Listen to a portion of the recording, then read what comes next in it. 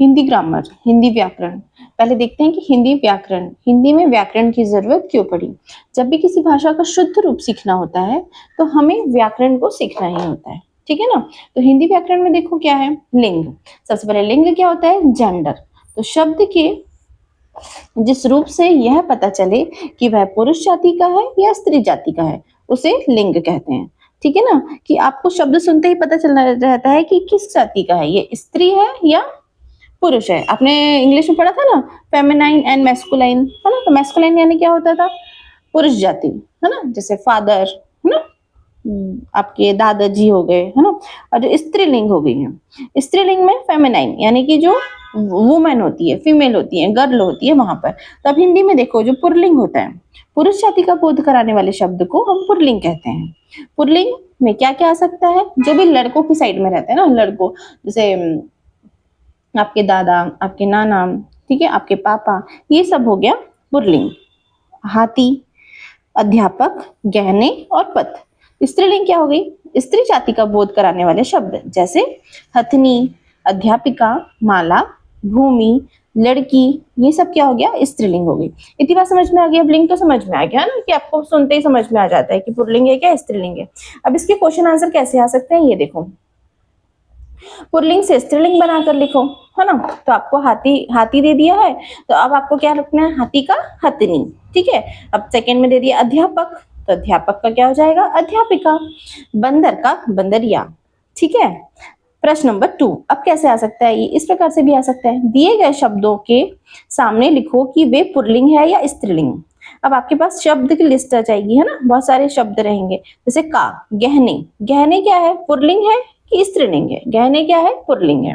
माला स्त्रीलिंग, वीर पुल्लिंग, भूमि स्त्रीलिंग, पथ पुल्लिंग, चाह स्त्रीलिंग, ठीक है। ये समझ में आ गया स्त्रीलिंग, सॉरी ये क्या है, लिंग।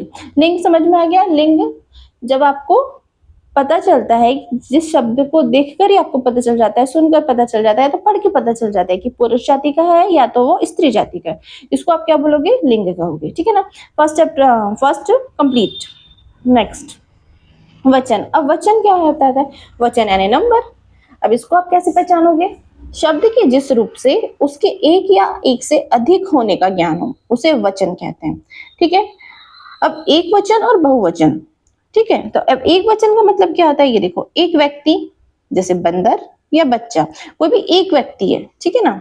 एक वचन, इसमें जैसे एक बच्चा है ना, बंदर है, एक टॉफी है, बॉटल है, और क्या है आपका, पेंसिल है, ये एक वचन हो गई। और बहुवचन, बहुवचन का मतलब होता है एक से अधिक, ठीक है। तो जैसे बंदर का बंदरों, बच्चा का बच्चों, ठीक है। अब इसमें कैसे आ सकते हैं क्वेश्चंस, जैसे ओ की मात्रा लगाकर बहुवचन लिखो। बंदर, बंदर का बहुवचन क्या होगा, एक बंदर रहे तो बंदर, और एक से ज्यादा लोग रहे, बंदर रहे तो बंदरों, ठीक है ना। और देखो जो ओ की मात्रा लगी है उसमें अम की बिंदी भी साइड में लगी है, तो वो लगाना नहीं भूलना, ठीक है ना। समूह, समूह, तथ्य, तथ्यों, बच्चा, बच्चों, घंटा, घंटों। ये समझ में आ गया। अब इसमें ऐसे सेकंड क्वेश्चन कैसे आ सकता है, कोष्टक में दिए गए शब्दों के सही रूप से वाक्य पूरे करो। अब देखो इसमें ब्रैकेट है ना, कोष्टक का मतलब होता है ब्रैकेट, इसमें तो आंसर भी लिख दियो। एफिल टावर की फिल इन द ब्लैंक्स प्राय 984 फुट रहती है ऊंचा। अब ऊंचा लिख दिया है, अब मैंने क्या बोला इसमें कि आपको क्या करना है, इसको सही वचन में चेंज करना है। वचन यानी क्या होता है, वचन जैसे ही पढ़ोगे तो दिमाग में आना चाहिए एक वचन या दो वचन, एक वचन या बहुवचन, ठीक है। तो अब क्या है ये, ऊंचा, तो क्या आएगा, ऊंचाई, ठीक है। सब बच्चों ने ताली, सब बच्चों ने फिल इन द ब्लैंक्स बजाई, ताली का तालियां, ठीक है। मनुष्य छींकते समय अपनी दोनों आंखें खुली नहीं रख सकता, तो आंख का हो गया आंखें। जो ये है वचन है और लिंक है, इसका जो पूरा डिस्क्रिप्शन है चैनल पर दिया हुआ है ना। एक प्लेलिस्ट बनी है संपूर्ण हिंदी ग्रामर की, तो उसमें आप जाके देखो, उसमें बहुत अच्छे से आपको समझ में आ जाएगा, यदि इसमें थोड़ा सा बहुत कंफ्यूजन हो रहा हो तो, ठीक है ना। क्योंकि उसमें लिख कर समझाया गया है, बोर्ड में समझाया गया है। तो आप सबसे पहले चैनल को सब्सक्राइब कर लीजिए, आपको वो प्लेलिस्ट दिख जाएगी हिंदी ग्रामर की, है ना। तो उसमें आप इसको देखोगे तो आपको और अच्छे से क्लियर हो जाएगा। उसको मैंने और अच्छे से क्लियर किया है क्योंकि उसको मैंने लिख के सामने बोर्ड में खड़े होकर बताया है, ठीक है ना। नेक्स्ट ये हो जाएगा, कहाँ थे, अध्यापिका ने 6 छात्राओं के समूह बनवाए। तो अब छात्र दे दिया है, छात्र का क्या होगा, छात्राओं, ठीक है। अध्यापिका ने 6 समूहों के नाम बताए, तो समूह का समूह, ठीक है, ये जो आपके चैप्टर में है उसके हिसाब से ये क्वेश्चंस तैयार किए हैं। संज्ञा, अब संज्ञा क्या होती है, नाउन, नाउन तो सबको पता है। अब संज्ञा उसको हिंदी में आपको पता करना चाहिए। किसी व्यक्ति, वस्तु, स्थान, प्राणी या भाव के नाम को संज्ञा कहते हैं, है ना।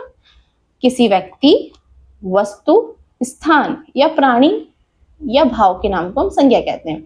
Noun is the name of any person, यानी व्यक्ति, प्लेस और अ थिंग, ठीक है, वस्तु और स्थान। अब जो संज्ञा के भेद होते हैं, संज्ञा के प्रकार होते हैं, वो कितने होते हैं, ये देखो। वैसे तो 5 प्रकार होते हैं, लेकिन अभी आपके जो सिलेबस में है वो भी 3 ही प्रकार हैं, ठीक है। संज्ञा का भी डिस्क्रिप्शन दिया हुआ है, तो वहां पर जाके और अच्छे से समझ सकते हो। इसमें तो ये है कि टॉपिक लेकर उसका हम एक एक उदाहरण बता रहे हैं कि कैसे एग्जाम में आ सकता है, क्योंकि ये रिवीजन स्पेशल है ना। व्यक्तिवाचक संज्ञा, किसी विशेष व्यक्ति, स्थान या वस्तु का नाम में व्यक्तिवाचक संज्ञा आएगा, ठीक है ना। जैसे इंग्लैंड, गंगा एंड चीन, ओके। जातिवाचक संज्ञा, पूरी जाति या वर्ग का बोध कराने वाले शब्द को हम क्या बोलेंगे, जातिवाचक संज्ञा, जैसे देश, पुस्तक, बंदर या नदी। भाववाचक संज्ञा, गुण और भाव का बोध कराने वाले को हम क्या बोलेंगे, भाववाचक संज्ञा। इसके उदाहरण क्या होंगे, चतुरता, प्रशंसा और ऊंचाई। अब क्वेश्चन कैसे पूछ सकता है एग्जाम में, देखो पहला, संज्ञा के भेद के आधार पर सही उदाहरण पर गोला लगाओ और लिखो। तो व्यक्तिवाचक संज्ञा, जातिवाचक संज्ञा और भाववाचक संज्ञा। तो व्यक्तिवाचक संज्ञा इंग्लैंड, चीन, गंगा। जातिवाचक संज्ञा देश, पुस्तक, नदी। भाववाचक संज्ञा प्रशंसा और ऊंचाई। इसमें क्या कर देगा, पहले आपको ये पूरा ऑप्शन दे देगा, फिर आपको इसमें बताना है कि व्यक्तिवाचक कौन सा है, जातिवाचक कौन सा है, भाववाचक कौन सा है, ठीक है ना। नीचे दिए गए शब्द वाक्यों में संज्ञा शब्दों को रेखांकित करो। अब आपके पास एक वाक्य है ना, वाक्य लिख दिया गया है, अब इसको अंडरलाइन, रेखांकित का मतलब होता है कि इसके नीचे आपको अंडरलाइन करनी है। बात समझ में आ गई। जैसे गणेश दिनेश का भाई है, तो अब इसमें क्या हो गया, आपको संज्ञा शब्द को रेखांकित करना है। संज्ञा, संज्ञा की परिभाषा याद होना चाहिए, किसी नाम, वस्तु है और स्थान के नाम को संज्ञा कहते हैं। तो अब नाम आ रहा है, किस किस का नाम आ रहा है फर्स्ट सेंटेंस में, देखो पढ़ो ना, जब तो पता चलेगा। गणेश, यस, और दिनेश, और भाई, ओके, वेरी गुड। खा, शेर जंगल का राजा है, तो अब क्या हो जाएगा इसका, शेर और जंगल और राजा। ये समझ में आ गया ना, नाउन तो कर लोगे, अब समझ में आ गया ना। आम मीठा फल है, तो आम और फल, ठीक। अब है प्रश्न 3 कि और कैसे पूछ सकता है, दिए गए वाक्यों में से संज्ञा और क्रिया शब्द छांटो। संज्ञा तो पता चल गया क्या होता है, क्रिया क्या होता है, हाँ, क्रिया यानी वर्ब, है ना। शेख चिल्ली सपने बहुत देखता था, तो अब आपके इसके पास ऑप्शन है, शेख चिल्ली सपने बहुत देखता था। अब आपको इसमें क्या करना है, संज्ञा बताना है और क्रिया बताना है। क्रिया यानी कुछ ना कुछ काम वहां पर हो रहा है, ठीक है ना। तो संज्ञा क्या हो गया, नाम, वस्तु और शहर, स्थान। तो अब इसमें देखो शेख चिल्ली क्या है, शेख चिल्ली, शेख चिल्ली संज्ञा है, तो संज्ञा डालोगे और फिर उसके सामने शेख चिल्ली लिख देना, ठीक है। अब क्रिया, क्रिया क्या करता था, वो देखता था, है ना कुछ कर रहा है, वर्ब है वहां पर। अब शेख चिल्ली सेठ के पीछे पीछे चलने लगा, तो अब संज्ञा क्या हो गया, शेख चिल्ली और सेठ। क्रिया, क्रिया यानी चलने लगा, ठीक है ना। क्रिया का भी हिंदी ग्रामर में बहुत अच्छे से समझाया, एक बार आप चैनल को सब्सक्राइब कर लीजिए, आपको बहुत अच्छे से हिंदी ग्रामर समझ में आ जाएगी, ठीक है। ये तो रिवीजन वीडियो चल रहा है अपना। अंडे जमीन पर गिर गए, तो संज्ञा क्या है, अंडे और जमीन। क्रिया क्या है, यहाँ पर गिर गए। मैं हाथी बेचकर धन कमाऊंगा, तो संज्ञा क्या हो गया, हाथी और धन। क्रिया क्या हो गई, बेचकर या कमाऊंगा। अब देखो सर्वनाम, सर्वनाम क्या होता है, संज्ञा के स्थान पर प्रयोग किए जाने वाले शब्दों को हम सर्वनाम कहते हैं। जैसे हम, वह, उसने, आप, तुम, मैं आदि, ठीक है ना। तो हम हर जगह तो संज्ञा का यूज नहीं कर सकते है ना, कि मैं उठी, फिर जैसे किसी का नाम है ना, जैसे रोहन, रोहन वहां गया, फिर रोहन यहाँ से आया, रोहन ये बोल रहा था, रोहन ऐसा कर रहा था, तो उसकी जगह हम क्या यूज करेंगे, सर्वनाम। तो संज्ञा के स्थान पर प्रयोग किए जाने वाले शब्दों को हम क्या बोलते हैं, सर्वनाम कहते हैं। ठीक है ना। सर्वनाम में जहां पर भी आपको दिख जाए हम, वह, उसने, आप, तुम, मैं, समझ जाना सर्वनाम है। दिए, अब क्वेश्चन कैसे आ सकता है, दिए गए वाक्यों में से संज्ञा और सर्वनाम शब्द छाट कर लिखो। अब आपको एक वाक्य दे दिया जाएगा है ना, सेंटेंस, तो अब उसमें से आप कैसे छाटोगे, जैसे एक वाक्य ये क्या है, हम एक मजेदार खेल खेलेंगे, तो संज्ञा क्या हो गया इसमें, खेल, और सर्वनाम हो गया हम। अभी बोला था ना, हम, वह, उसने, आप, तुम, मैं, कितना, हम, वह, उसने, रिपीट करो तुम भी, हम, वह, उसने, आप, तुम, मैं। ठीक है, तो ये जहां पर दिख जाए तो आग बंद करके सर्वनाम कर देना उसको। ठीक है ना, तो संज्ञा तो पता है और सर्वनाम ये कर देना। सेकंड, वह एक तितली है, संज्ञा क्या हो गया इसमें, तितली, और सर्वनाम वह। उसने चूहे पर रोचक तथ्य बताया, अब संज्ञा क्या हो गया इसमें, चूहे, और तथ्य, सर्वनाम आ गया ना, क्या आया, फर्स्ट में ही लिखा है उसने। आप सभी छात्रों ने कमाल कर दिया, संज्ञा क्या है इसमें, छात्रों, और सर्वनाम क्या है, आप। अब खाली स्थान में उचित सर्वनाम शब्द लिखो, हो सकता है ये भी आ जाए, तुम कहाँ जा रही हो, ठीक है ना, इसमें तुम नहीं लिखा रहेगा, उसमें फिल इन द ब्लैंक्स लिखा रहेगा, कहाँ जा रही हो। Fill in the blanks Gandhinagar में रहता है, कौन, मैं। फिल इन द ब्लैंक्स कहाँ से आ रहे हैं, आप, इसमें अंडरलाइन हुआ नहीं है, इसमें आप कर लेना, है ना, तो समझ में तो आ गया ना। क्रिया, अब क्रिया क्या होती है, बताया था ना, कुछ भी काम होना, जिस शब्द से किसी काम के करने या होने का पता चले उसे हम क्रिया कहते हैं, जैसे खेलना, गिरना, कमाना, खाना, पीना, उठना, बैठना। जब भी कोई हम काम कर रहे हैं, कुछ ना कुछ हो रहा है, तो वहां पर क्या बोलते हैं, उसको क्रिया बोलते हैं, वर्ब बोलते हैं। अब इसके क्वेश्चन कैसे आ सकते हैं, दिए गए वाक्यों में क्रिया शब्द पहचानो और उनके नीचे रेखा खींचो। अब आपके पास एक वाक्य आ गया है, तो उसके नीचे एक रेखा यानी लाइन खींचना है आपको। तो फर्स्ट क्या है, देखो, मैं नाश्ते में इडली खाती हूँ और दूध पीती हूँ, तो खाना, पीना, गिरना, खेलना, उठना, बैठना, ये सब क्या होता है, क्रिया होती है। फिर यहाँ पे दिख गया आपको, खाती हूँ और पीती हूँ, तो आंसर में लिख देना खाती हूँ, पीती हूँ। सेकेंड, बच्चे खेलने के बाद घर के अंदर आए, तो इसमें क्या है, खेलने आए, ठीक है ना, दोनों लड़के लड़ रहे हैं, तो इसमें आंसर क्या आ जाएगा, लड़ रहे हैं। अब जो सिक्स्थ वाला है, वर्ण विचार एंड संयुक्त अक्षर, ठीक है, ये जो व्याकरण है, ये जो चैप्टर है 1 से लेके 3 तक, ठीक है ना, जो यूजुअली फर्स्ट टर्म में आते हैं 1 से लेके 3 तक में, जो क्लास 4 है उसमें स्पेशल कुछ अलग बुक नहीं है हिंदी ग्रामर की। तो ये जो क्वेश्चन बनाए हैं, किसमें बनाए गए हैं, जो उसके उसी में से, वर्क बुक में से, और आपकी ये जो है ना, जो टेक्स्ट बुक है, उसमें से फर्स्ट से लेके थर्ड तक में जितने भी व्याकरण है उसका पार्ट मैंने लिया है। ठीक है, आपको पसंद आए तो सब्सक्राइब करिए और इसके शेयर भी कर दीजिए, और छोटा सा लाइक तो कर ही सकते हैं। वर्ण विचार एवं संयुक्त अक्षर, वर्ण क्या होता है, वर्ण और वर्णमाला पढ़िए ना, जब छोटे थे तो अ आ इ ई उ ऊ ए ऐ ओ औ अम अहा, है ना, ये सब क्या होती है, और का अ के निश्चित क्रम को शब्दों में व्यवस्थित करना। वर्णों, वर्ण क्या हो गए, अब अलग अलग जब रहते हैं ना, अ आ इ ई उ ऊ ए ऐ ओ औ अम अहा, ये अलग अलग वर्ण है। अब इसको हम निश्चित क्रम में व्यवस्थित कर देंगे, तो इसको क्या बोलेंगे, वर्णमाला। इसमें स्वर अलग रहते हैं, व्यंजन अलग रहते हैं, इसमें अभी स्वर व्यंजन का नहीं है।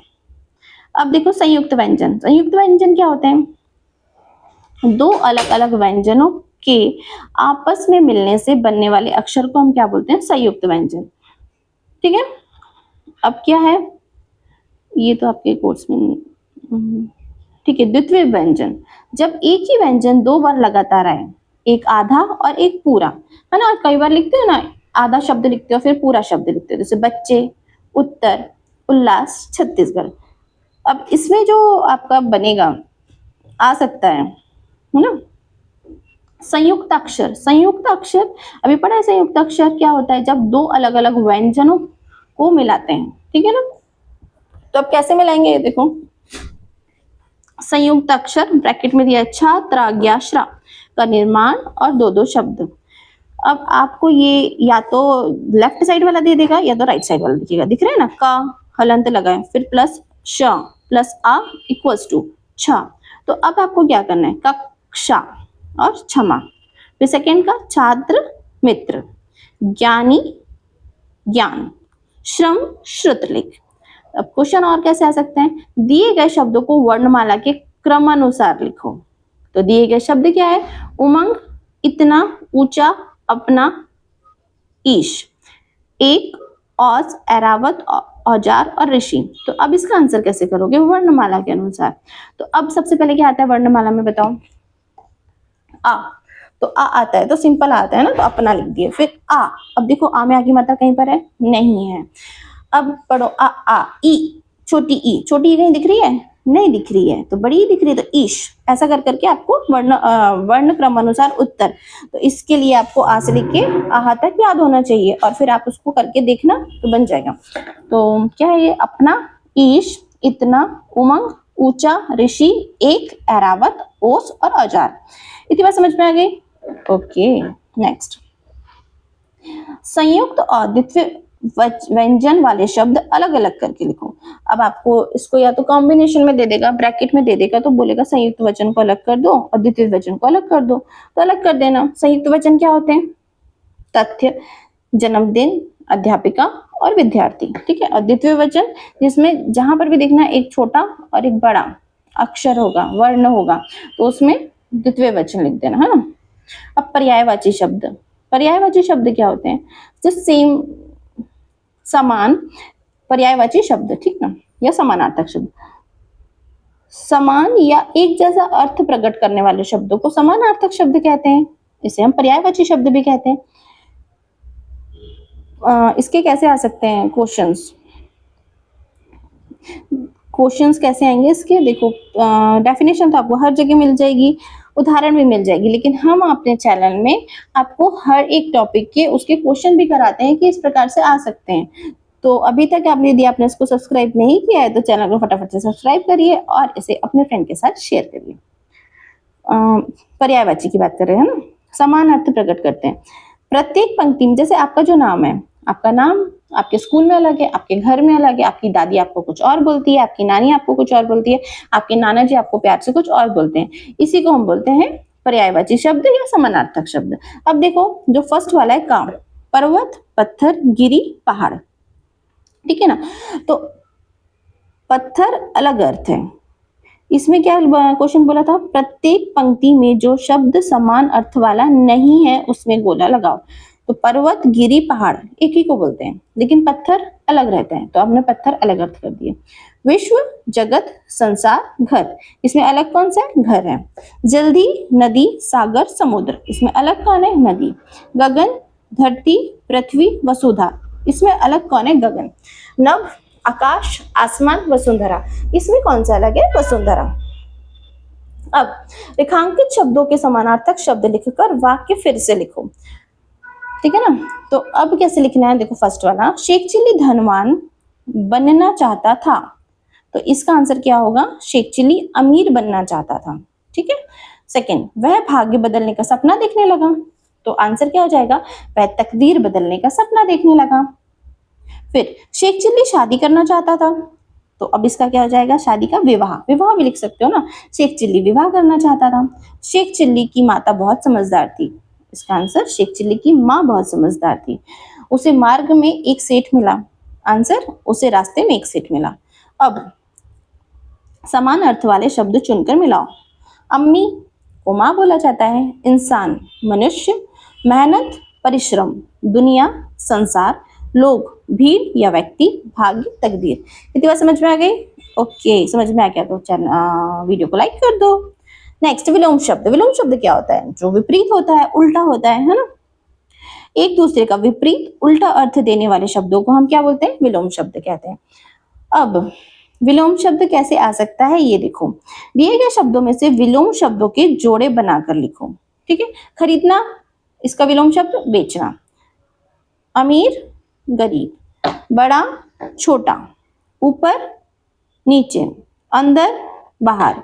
मेहनत, आलस्य। मूर्ख, विद्वान। धरती, आसमान। ये समझ में आ गया विलोम शब्द क्या होते हैं। अब होता है मुहावरे। आज तो बच्चों ने परेशान कर दिया।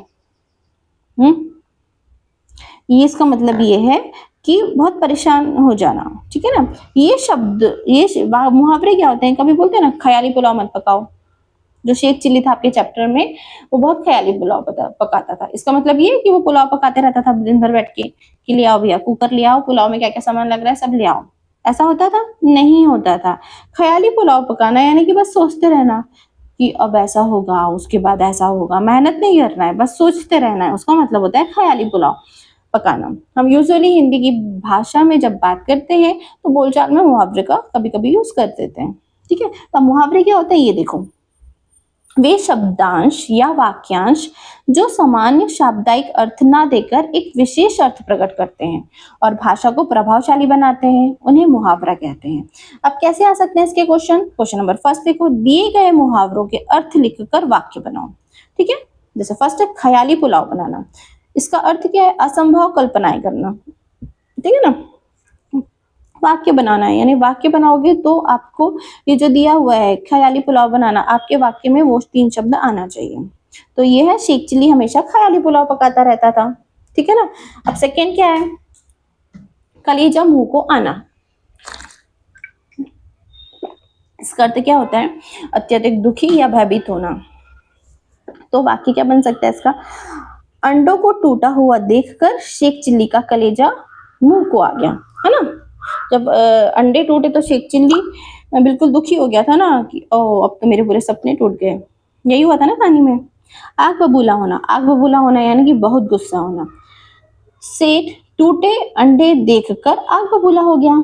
सिर पर चढ़ना, बहुत लाड़ प्यार पाकर जिद करना, बिगड़ना। तो इसका आंसर क्या लिख सकते हो, बच्चे लाड़ प्यार में सिर पर चढ़ जाते हैं। अब तुकांत शब्द, तुकांत शब्द क्या होते हैं, जिन शब्दों के अंतिम वर्ण और उनकी ध्वनियां समान होती हैं उन्हें हम समान तुक वाले शब्द कहते हैं, ठीक है ना। देखो क्वेश्चन कैसे आ सकते हैं, समान तुक वाले शब्द लिखो। तरल, मृदुल, सरल। सागर, आगर, गागर। गिर, सिर।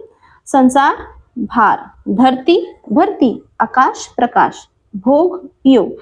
आपकी हिंदी व्याकरण हुई समाप्त। यदि आपको पसंद आया हो तो चैनल को सब्सक्राइब करिए, वीडियो को शेयर करिए और इसे लाइक करिए। मिलते हैं नेक्स्ट वीडियो में।